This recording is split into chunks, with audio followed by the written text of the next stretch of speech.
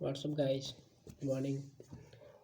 Good morning to everyone. I'm Sudhir. So, today lecture this was start with the Hindu lecture analysis और देखेंगे हम लोग क्या कुछ नया आर्टिकल है आज के और आज के आर्टिकल में हम बात करेंगे ग्राउंड लेवल पे जो चीज़ें चल रही हैं।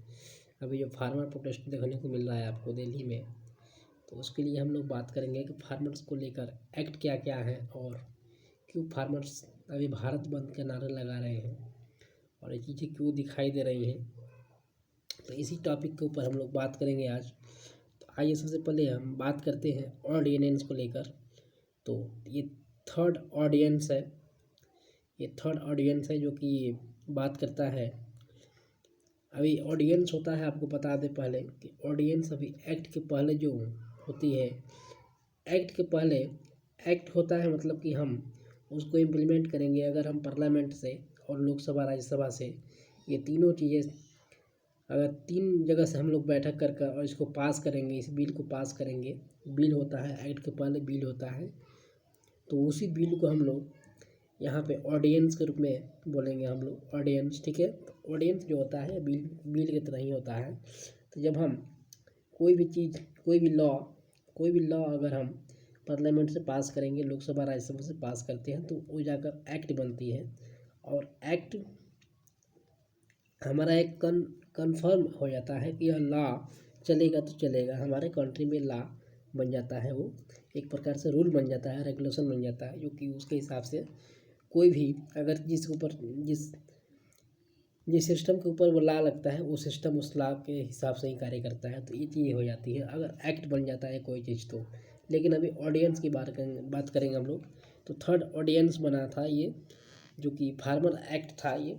तो फार्मर एक्ट कब बना? तो फार्मर एक्ट जब हमारे पार्लियामेंट से लोकसभा राज्यसभा से पास किया गया, तो ये फार्मर एक्ट बना, जो कि स्टेट ऑफ काउंसलिंग यानी कि ये अब इम्पावर दिया। ठीक है, तो ये आप लोग जान सकते हैं कि ये एक्ट कब होता है और बिल कब होता है। और जो कोई भी अमेंडमेंट होता है, मैं बार बार बताया हूँ कि कोई भी हमारे कॉन्स्टिट्यूशन में अगर अमेंडमेंट होता है तो वो ए लिखा होता है, कैपिटल ए अगर लिखा होता है, जैसे कि आर्टिकल 12A।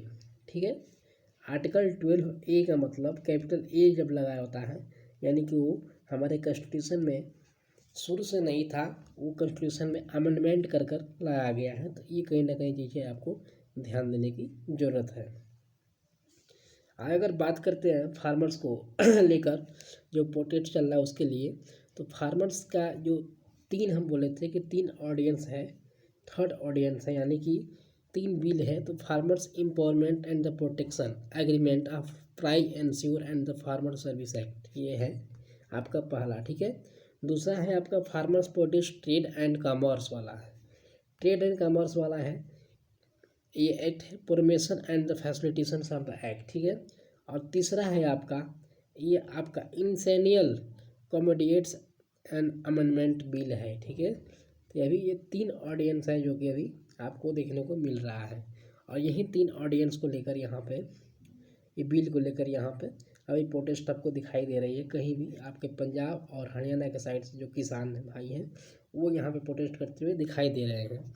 तो ये प्रोटेस्ट किस लिए किया जा रहा है, आपको अगर समझाने की कोशिश किया जाए तो ये प्रोटेस्ट आपको एक मिनिमम सपोर्ट प्राइस आप लोगों ने पढ़ा होगा अपने ज्योग्राफी के सेक्टर में या इकोनॉमी के सेक्टर में, जब सब्जेक्ट लेंगे आप तो उसमें आपको पढ़ने को मिलेगा एमएसपी के बारे में। ठीक है, मिनिमम सपोर्ट प्राइस जो कि एमएसपी होता है, यानी कि जैसे हम जीएसटी की बात करते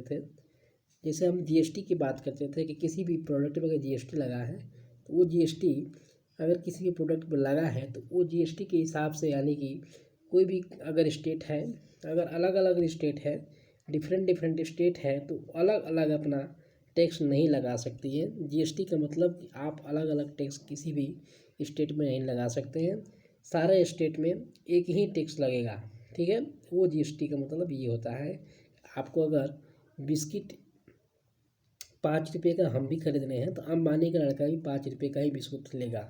ये होता है जीएसटी का मतलब कि आप अगर टैक्स यहाँ पे 1 रुपया लगा रहे हैं किसी राज्य में, तो अगले राज्य में भी 1 रुपया ही लगेगा। लेकिन अगर जीएसटी किसी प्रोडक्ट पर नहीं होता है तो क्या होता है, जीएसटी अगर किसी प्रोडक्ट पर नहीं होता है तो वो अलग अलग प्राइस में बिकता है। यानी कि अगर बात करें अभी जीएसटी किस चीज़ पे नहीं है, तो इलेक्ट्रिसिटी पे नहीं है, इलेक्ट्रिसिटी पे नहीं है, पेट्रोल पे नहीं है। तो पेट्रोल आपको देखने को मिलता है कि कहीं 75 है, कहीं 85 है, ऐसे आपको देखने को मिलता है। क्योंकि इस पर जीएसटी नहीं लगा हुआ है। तो सेम कंडीशन आप अगर इस पर इम्प्लीमेंट करके देखेंगे तो आपको आसानी से समझ में आ जाएगा। यानी कि सेम इम्प्लीमेंट करेगा इस पर एमएसपी पे। तो एमएसपी वही होता है कि अगर आप एमएसपी किसी भी प्रोडक्ट पे लगा दिए फार्मर्स के, यानी कि अगर हम राइस ले लें, अगर राइस पे अगर हम एमएसपी लगा दिए, मिनिमम सपोर्ट प्राइस, तो वो सपोर्ट है एक, यानी कि वो किसान को सपोर्ट है कि वो किसान किसी भी स्टेट्स में अगर किसी भी स्टेट्स में राइस अगर 12 रुपीज़ चल रहा है तो किसी भी स्टेट में 12 रुपीज़ चलेगा, किसी भी स्टेट में 12 रुपीज़ चलेगा। हर एक स्टेट्स में 12 रुपीज़ ही रहेगा, 12 रुपये ही रहेगा, ना कि उसको हम 15 रुपये बेच सकते हैं या 13 रुपये ले सकते हैं। तो ये चीज़ें कहीं ना कहीं नहीं होगी। और इसी चीज़ को लगाने के लिए, एमएसपी लगाने के लिए बात की जा रही है किसान के द्वारा। लेकिन अभी ये जो एमएसपी लगने के बाद सेंट्रल गवर्नमेंट को काफ़ी नुकसान होगा, इसलिए सेंट्रल गवर्नमेंट नहीं चाह रही है कि ये चीज़ें हो। तो ये चीज़ें आपको प्रोटेस्ट दिखाने को मिल रहा है। तो आई होप कि आप लोग ओवरव्यू समझ रहे होंगे कि क्या है चीज़ें और क्या कंडीशन अभी चल रही है। अगर हम बात करें आगे पास कैसे होता है, कोई भी चीज़ अगर कोई भी लॉ है तो हम पास कैसे करते हैं। तो ये पास कैसे किया गया है, तो कोई भी चीज़ों को हम लॉ को अगर पास करने की कोशिश करते हैं तो हम पार्लियामेंट में जाते हैं, पार्लियामेंट में बातें करते हैं। संसद जो होते हैं यानी कि एमएलए जो होते हैं उनके डिस्कशन किया जाता है, और लोकसभा राज्यसभा में डिस्कशन किया जाता है। ये सुप्रीम कोर्ट में इसको हाई कमीशन में इसको डिस्कशन किया जाता है, उसके बाद कोई भी लॉ पास किया जाता है। लेकिन अगर हम बात करें जब से यहाँ पे प्रेजेंट गवर्नमेंट चल रही है तब से यहाँ पे ऐसी चीज़ें, नॉर्मल चीज़ें नहीं दिखने को मिल रही है। यानी कि अगर 370 की बात करें, 370 की बात करें या यही फार्मर एक्ट की बात करें, तो ये फार्मर एक्ट या 370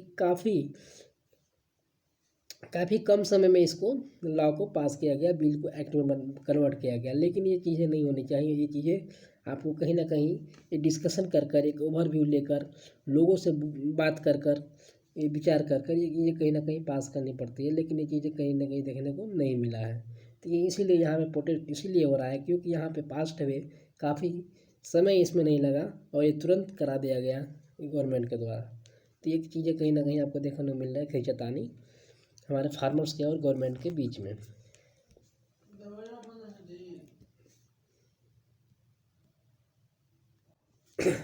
अगर बात करें कि पास कैसे होता है, कोई भी लॉ अगर पास करना होता है तो कोई भी लॉ अगर पास करना होता है तो हम लिस्ट लेकर चलते हैं। लिस्ट क्या होता है, तो लिस्ट 3 प्रकार की लिस्ट होती है। यानी कि लिस्ट जो होती है 3 प्रकार की लिस्ट होती है, 3 प्रकार की। एक state list, central list and concurrent list. ठीक है, कॉन्करेंट लिस्ट, सेंट्रल लिस्ट और स्टेट लिस्ट, ये 3 लिस्ट होती है। स्टेट लिस्ट का मतलब कि कोई भी चीज़, कोई भी लॉ स्टेट तो अगर पास किया जाएगा। ठीक है, स्टेट लिस्ट का मतलब होता है कि कोई भी लॉ अगर होगा तो वो स्टेट ही पास कर सकता है, उसके में हस्तक्षेप कोई नहीं करेगा, सेंट्रल हस्तक्षेप नहीं कर सकती है। तो जो भी स्टेट लिस्ट में आता है लॉ वो स्टेट पास करता है, सेंट्रल लिस्ट में लॉ आता है तो सेंटर पास करता है। लेकिन कंकरेंट लिस्ट में आता है तो सेंटर और स्टेट दोनों मिलकर पास करता है। तो ये चीज़ें कहीं ना कहीं आपको साफ जानकारी होनी चाहिए उसके बारे में। अगर बात करें यहाँ पे फार्मर्स को, तो फार्मर्स को किस लिस्ट में रखा गया है ये आपको समझने की ज़रूरत है। तो फार्मर्स को, हमारे जो फार्मर्स है इनको स्टेट लिस्ट में रखा गया है। जी हाँ, स्टेट लिस्ट में फार्मर्स को रखा गया है। मैंने अभी बात किया कि स्टेट लिस्ट में जो भी रहेगा ला वो स्टेट पास करेगा। लेकिन यहाँ क्या देखने को मिल रहा है आपको, कहीं ना कहीं आपको यहाँ पे देखने को मिल रहा है कि हस्तक्षेप करते हुए, यानी कि इंटरफेयर करते हुए यहाँ पे सेंटर स्टेट के बीच में इंटरफेयर कर रहा है यहाँ आकर। क्यों? क्योंकि स्टेट लिस्ट में आता है भैया, ये फार्मर्स जो होता है, फार्मर्स स्टेट लिस्ट में आता है और यहाँ पे स्टेट को ही अपना अधिकार है कि इसको पास कर सकता है। लेकिन एग्रीकल्चर को, जो भी एग्रीकल्चर के हिसाब से एक्ट होगा उसको पास करेगा स्टेट। बट इसमें सेंटर भी आ रहा है, यानी कि सेंटर इंटरफेयर कर रहा है और सेंटर को ये नहीं करना चाहिए लेकिन यहाँ पे ये कर रहा है, चीज़ें दिखाई दे रही है। तो ये चीज़ें कहीं ना कहीं आपको एक ओवरव्यू आपको मिल रहा है कि सेंटर इंटरफेयर कहीं ना कहीं कर रहा है, तो सेंटर को इंटरफेयर नहीं करना चाहिए। सेंटर लिस्ट में अगर आता तो हम मानते हैं कि हाँ भाई सेंटर अपना कार्य कर सकता है, लेकिन सेंट्रल लिस्ट में आता नहीं है। हमारा जो एग्रीकल्चर है ये स्टेट लिस्ट में आता है, तो स्टेट लिस्ट में आने के बावजूद भी आप स्टेट को पावर नहीं दे रहे हो, पूरा पावर सेंटर ले रहा है और सेंटर अपना कार्य कर रहा है। तो वैसे ही अगर कॉन्करेंट लिस्ट की बात करें तो कॉन्करेंट लिस्ट में आपका हेल्थ रिलेटेड आता है। हेल्थ रिलेटेड मतलब कि हेल्थ रिलेटेड जो भी कुछ एक्ट होगा, जो भी कुछ प्रॉब्लम्स होगा, उसको सॉल्व करने की कोशिश किया जाएगा, तो वो स्टेट और सेंट्रल दोनों को लेकर कार्य किया जाएगा, तो ये कॉन्करेंट लिस्ट में आता है। तो ये चीज़ें कहीं ना कहीं आपको समझने की ज़रूरत होगी। अगर बात करें सेपरेशन ऑफ पावर की, तो यहाँ पे सेपरेशन ऑफ पावर देखने को नहीं मिल रहा है। क्यों? क्योंकि मैंने अभी बताया कि स्टेट लिस्ट में आता है एग्रीकल्चर, और एग्रीकल्चर से रिलेटेड, फार्मर से रिलेटेड जो भी एक्ट होगा वो स्टेट पास करेगा, स्टेट के द्वारा पास किया जाएगा। लेकिन स्टेट्स के द्वारा पास कहाँ से किया जाएगा? क्योंकि यहाँ पे इंटरफेयर कर रहा है। इंटरफेयर कौन कर रहा है? तो सेंटर इंटरफेयर कर रहा है स्टेट में। स्टेट के लॉ में सेंट्रल जब इंटरफेयर करता है तो यहाँ पे बोला जाता है कि सेपरेशन ऑफ पावर जो है, आप पावर शेयरिंग पढ़े होंगे, चैप्टर पावर शेयरिंग है हमारे क्लास टेंथ का जो पॉलिटी है उसमें पावर शेयरिंग की बात की जा रही है। पावर शेयरिंग मतलब कि अलग अलग पावर अपना दर्शाया गया है कि सेंटर अपना पावर काम करेगा पावर के हिसाब से, और स्टेट अपना पावर के हिसाब से काम करेगा। लेकिन यहाँ इंटरफेयर देखने को मिल रहा है इस एक्ट को लेकर, इस बिल को लेकर अगर पार्टिकुलरली बात करें तो पावर इंटरफेयर भी यहाँ पे हो रहा है। यानी कि जो पावर आप दे चुके हैं स्टेट को, वो पावर आप खोना चाहते हैं, आप छीनना चाहते हैं, यानी कि उस पावर इंटरफेयर भी कर रहे हैं आप। यहाँ पे सेपरेशन कहीं देखने को नहीं मिल रहा है। ये नहीं मिल रहा है कि लेजिस्लेटिव अपना काम करेगा, जुडिशरी अपना काम करेगा और एक्सिक्यूटिव अपना काम करेगा। ये कहीं ना कहीं देखने को मिल रहा है कि ये इंटरफेयर कर रहे हैं तीनों चीज़ें। ठीक है, तो ये चीज़ें कहीं ना कहीं आपको, ये सेपरेशन ऑफ पावर भी यहाँ पे नहीं अलाउ हो रहा है। एक्ट चेंज हो रहा है, काइंड्स ऑफ फार्मर्स जो है ये ट्रेड डिजिटल कनेक्टेड कर रहा है, यानी कि डिजिटली हो रहा है हर चीज़ डिजिटली हो रहा है। ये जो भी हमारे सेंटर के द्वारा, इस हालांकि सेंटर के द्वारा नहीं करना चाहिए, स्टेट के द्वारा करना चाहिए, लेकिन अगर सेंटर कर भी रहा है तो ये डिजिटली रूप से कर रहा है, ताकि अगर डिजिटली रूप से करने का मतलब यहाँ पे ये हुआ कि अगर हम डिजिटली रूप से कोई भी एक्ट को पास करेंगे और लगाएंगे अगर फार्मर्स के, तो फार्मर्स उसको अंडरस्टैंड नहीं कर पाएगा। क्यों? क्योंकि फार्मर्स पहले ही फार्मर है और उतना वो शिक्षित नहीं है, एजुकेटेड नहीं है, ताकि वो इंग्लिश को जान सके और इंग्लिश को पढ़ सके, डिजिटली को समझ सके। तो ये चीज़ें कहीं ना कहीं उसको समझानी पड़ेगी दूसरे के द्वारा, तो ये प्रॉब्लम्स उसके सामने आएगी, क्योंकि वो समझ नहीं पाएगा। और आप डिजिटली कर रहे हो ये चीज़ें, और डिजिटली रूप में आपको कहीं ना कहीं आप एक अंधभक्त के टाइप के दिखाने की कोशिश कर रहे हैं कि आप चुप रहो, आप अपने आँखों के ऊपर पट्टी बांध लो, आप अपना कार्य करेंगे। तो ये कहीं ना कहीं देखने को मिल रहा है। फार्मर्स कहीं ना कहीं लाइवहुड बोले जाते हैं, फार्मर्स लीवहुड बोले जाते हैं, यानी कि ये जीवन बोले जाते हैं कि हर एक लाइफ के जीवन का महत्व फार्मर्स है। फार्मर्स नहीं रहेंगे तो आप अपने लाइफ नहीं जी पाएंगे, हम भी अपने लाइफ नहीं जी पाएंगे। लेकिन जो भी राइट टू लाइफ का बात करते हैं तो राइट टू लाइफ का भी यहाँ पे हनन होने को दिख रहा है। जो राइट टू लाइफ की बात करते हैं, अगर हम आर्टिकल 12 से 35 के बीच में जो होता है right to life, fundamental right में, तो फंडामेंटल राइट में जो राइट टू लाइफ है उसको भी यहाँ पे हनन करते हुए दिखाई दे रहा है। अगर ये बिल अगर पास हो रहा है, अगर फार्मर्स का यहाँ पे बातें नहीं हो रही है तो यही था आर्टिकल। और इस आर्टिकल में यही कुछ हम लोग सीखे और जाने कि फार्मर्स यहाँ पे ग्राउंड लेवल पे आकर यहाँ पे क्यों प्रोटेस्ट कर रहे हैं, और फार्मर्स कोई भी बिल एक्ट पास कैसे होता है, ये चीज़ें हम लोग जानकारी दिए और यहाँ पे समझे। तो आई होप कि आप लोग समझ होंगे लेक्चर यहाँ पे, और काफ़ी कुछ यहाँ पे डिस्कस किए एक्ट के बारे में, बिल के बारे में। तो बिल क्या होता है, एक्ट क्या होता है, काफ़ी कुछ डिस्कस किए। तो ऐसे ही आप हमारे साथ जुड़ सकते हैं कहीं भी सोशल मीडिया पे और फॉलो कर सकते हैं। तो थैंक यू फॉर लिसनिंग। जय हिंद।